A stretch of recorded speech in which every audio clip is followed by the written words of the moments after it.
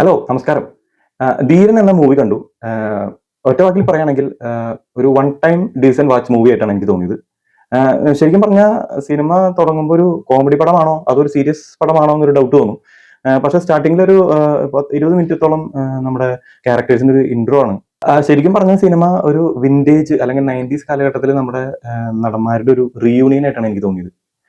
അതായത് സ്റ്റാർട്ടിങ്ങിൽ തന്നെ നമ്മുടെ വിനീതിനെയാണ് കാണിക്കുന്നത്. നമ്മുടെ ഡാൻസർ ആക്ടർ ആയിട്ടുള്ള വിനീത്, അപ്പോൾ നമ്മുടെ ഫോർ ദ പീപ്പിളിലുള്ള അരുൺ, ഇവരൊക്കെയാണ് ആദ്യത്തെ ഒരു ഇൻട്രോയിൽ വരുന്നത്.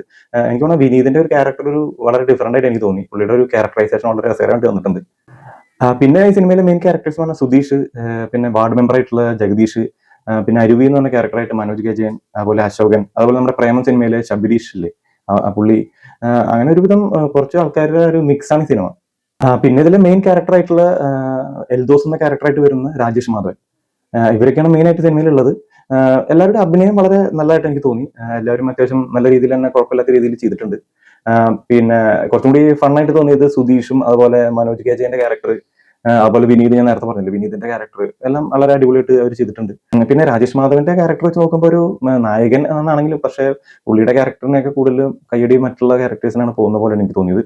പക്ഷേ രാജേഷ് മാധവന്റെ ഈ സിനിമയിലൊരു ക്യാരക്ടർ അത്രയ്ക്ക് അങ്ങോട്ട് ഇതായിട്ടില്ല എന്ന് എനിക്ക് തോന്നി. കാരണം നമ്മുടെ മരണമാസിലായാലും അല്ലെങ്കിൽ നമ്മുടെ എന്നാ താൻ കേസോട് എന്നുള്ള ഓട്ടോ ക്യാരക്ടറൊക്കെ ആയാലും കുറച്ചും കൂടി ഇമ്പാക്ട് ഉണ്ടായിരുന്നു. കഥയുടെ പ്ലോട്ട് എന്ന് പറഞ്ഞു കഴിഞ്ഞാൽ ഇത്രേ ഉള്ളൂ. അതായത് വെള്ളത്തിൽ വീണ് മരിക്കാൻ പോകുന്ന ഒരാളെ രാജേഷ് മാധവൻ ചെറുപ്പത്തിൽ ചാടി രക്ഷപ്പെടുത്തും. അപ്പോൾ അങ്ങനെ ഇന്ത്യൻ പ്രസിഡന്റിൽ നിന്ന് ധീരതയ്ക്കുള്ള അവാർഡ് കിട്ടും. അങ്ങനെയാണ് ഈ ധീരൻ എന്നുള്ള ഒരു പേര് വരുന്നത്. പക്ഷെ അവിടെ നാട്ടിലൊരു ഇഷ്യൂ ഉണ്ടാവുന്നു. അത് കാരണം പുള്ളി നാട് വിടുന്നു. അപ്പൊ നാട്ടുകാർക്ക് അത് ഇഷ്ടാവാതിരിക്കുന്നു. അങ്ങനെയൊക്കെയുള്ള ഒരു പ്ലോട്ടാണ്. എന്നിട്ട് പുള്ളി നാട് വിട്ടിട്ട് വേറെ സ്ഥലത്ത് പോകുന്നു. അവിടെ ഒരു ഇഷ്യൂ ഉണ്ടാകുന്നു. അത് ഓക്കെ ആക്കാൻ നോക്കുന്നു. അതൊക്കെയാണ് പടത്തിന്റെ ഒരു സ്റ്റോറി ലൈൻ. എല്ലാവരും അവരുടെ റോളുകൾ അത്യാവശ്യം കുഴപ്പമില്ലാണ്ട് ചെയ്തെങ്കിലും ഫസ്റ്റ് ഹാഫ് ഒക്കെ വളരെ ഓക്കെ ആയിട്ട് എനിക്ക് തോന്നിയെങ്കിലും അവിടെ എവിടെയും കുറച്ച് കോമഡി കിട്ടുന്നുണ്ട്.